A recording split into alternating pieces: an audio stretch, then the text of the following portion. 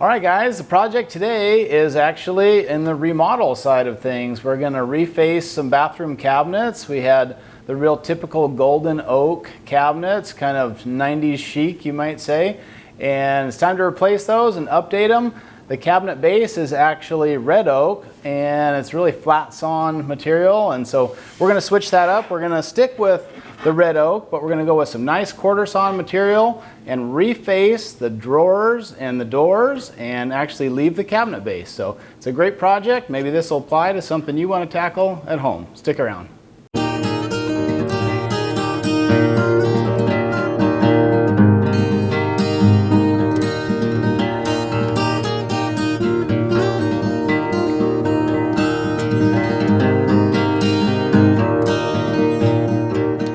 Okay, we've got our nice quarter sawn red oak boards here. These will be glued together to make panels for lower drawer fronts. So we'll get a nice bead of glue on there and we'll get these glued up and let them dry overnight.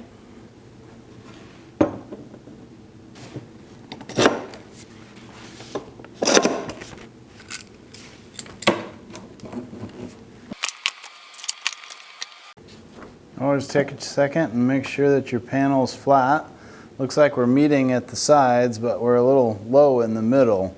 And so to fix that, what you can do is drop these lower clamps a little bit lower by raising the panel. And if we do that in all three spots, we'll be able to correct that deficit. Just a little extra pressure on the bottom here. Looks like we're sitting nice and flat.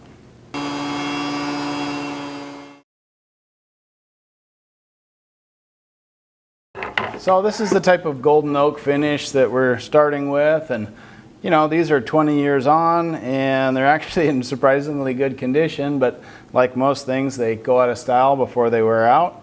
And the finish is fairly light, so we're going to darken that up and again switch to that quarter sawn red oak to give it kind of that mission or craftsman look that's popular. The thing you want to focus on when you're building the new cabinet doors is to get your new hinges. We've switched to some soft close compact hinges from Bloom. So you want to pop those into the old doors and then actually set these doors into the cabinet frame and measure. You want to get the final dimension for this width, particularly of the doors, before you start building. Okay, so we've already ripped all of our pieces to width. These will be the rails and stiles for our cabinet door. And we'll just go ahead and make use of the crosscut sled and cut those to length.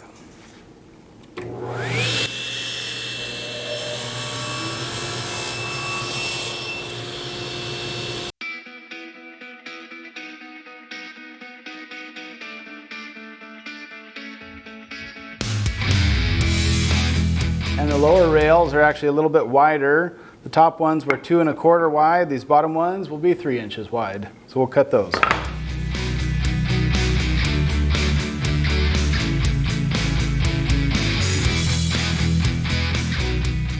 9 times out of 10, I'm running a 40-tooth general purpose blade on the table saw with a riving knife. Right now I've switched to a 50-tooth combination blade for joinery on the doors. The blade is set to a 1/2 inch setup block, so our blade height 1/2 inch. And absolute key to setting up for cabinet doors, if you're going to do long tenons like I like to do for extra strength, is to set the width of the groove specifically to a 1/4 inch mortising chisel. You do that and everything will proceed nice and easily. Okay, so one of the great things about woodworking is you can look at each piece and decide how you want the figure to look. Once you've got it laid out into the 2 cabinet doors just the way you want it, go ahead and mark the inside edges. This is where we're going to mill the groove, along the inside edge of each part.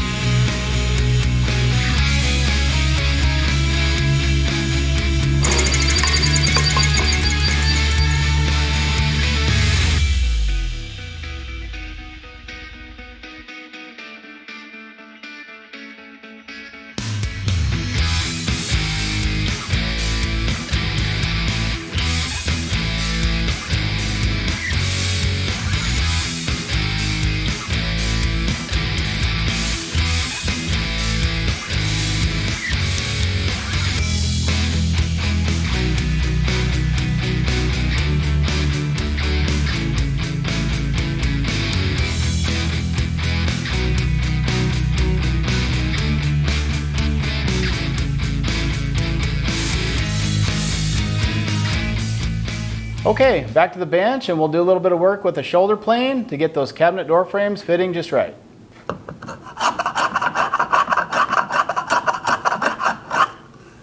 And here you can see the reason for the haunch tenon. It's simply to fill the groove that we made earlier in the stiles. With any of these table saw cuts, it's a good idea to save offcuts as scraps that you can use to set up your blade height and your fence setting. Once you've got that established, you can move on to your real work pieces and know that it's going to come out okay for you. So we'll go ahead and cut the rabbet on these door panels next and get that fitted inside the door frames.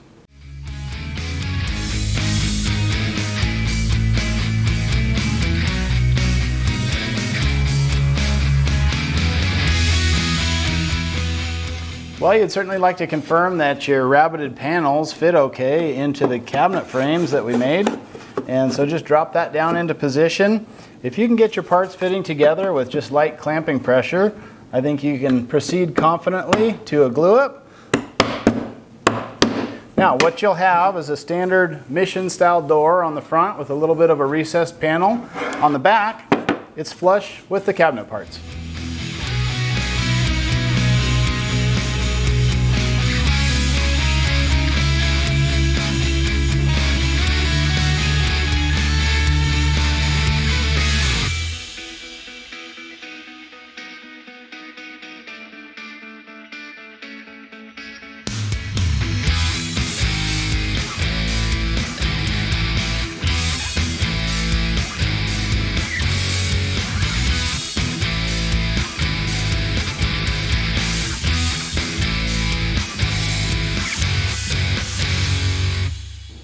So now we'll drill some 35mm holes to receive the cup hinges. Now of course follow the instructions that come with your specific hardware, but usually they're asking that you leave about a 3mm gap at the edge of the board.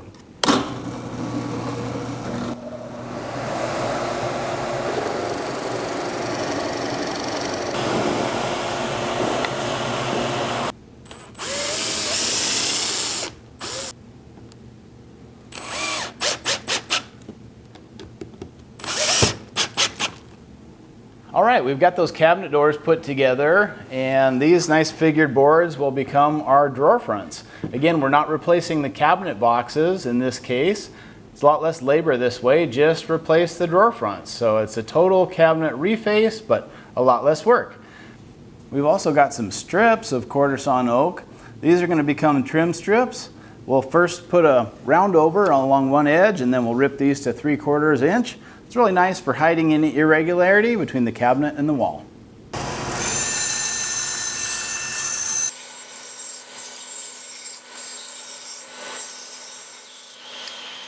Let's head over the table saw and cut those parts to size.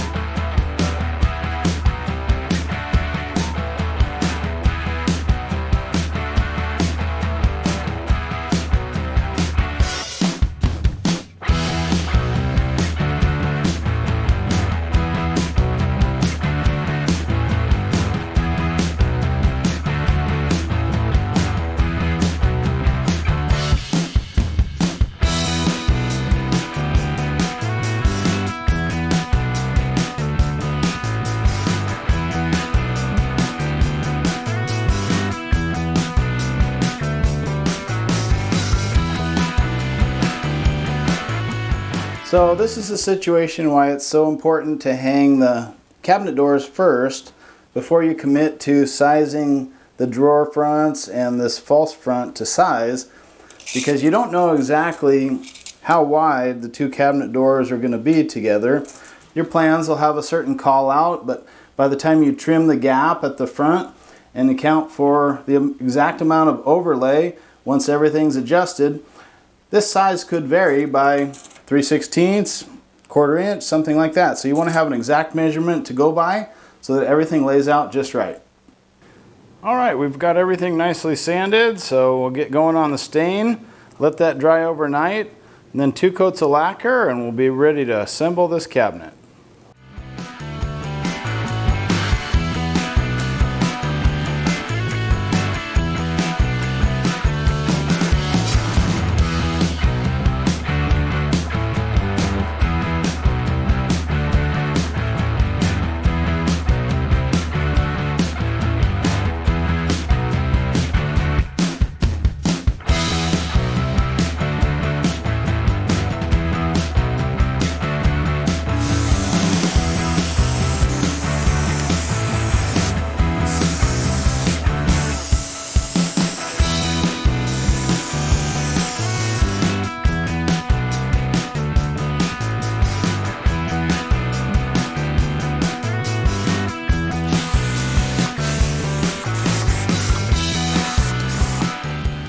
Well, the cabinet refacing work is done. We've got everything dressed up nicely and reinstalled with the new Craftsman style hardware. So mission accomplished on that part of it. We're still waiting on a countertop and sink to come in stock, but we're well on our way. And actually the refacing of the wood components only took about a long weekend. So very manageable project, especially if you have a helper. All right guys, there's the rundown on refacing a cabinet. I think it's a pretty good option, particularly if your base cabinet is in good condition to start with. So if you're looking to freshen up some of those cabinets, consider refacing as an option. Thanks for watching. I'll catch you on the next one.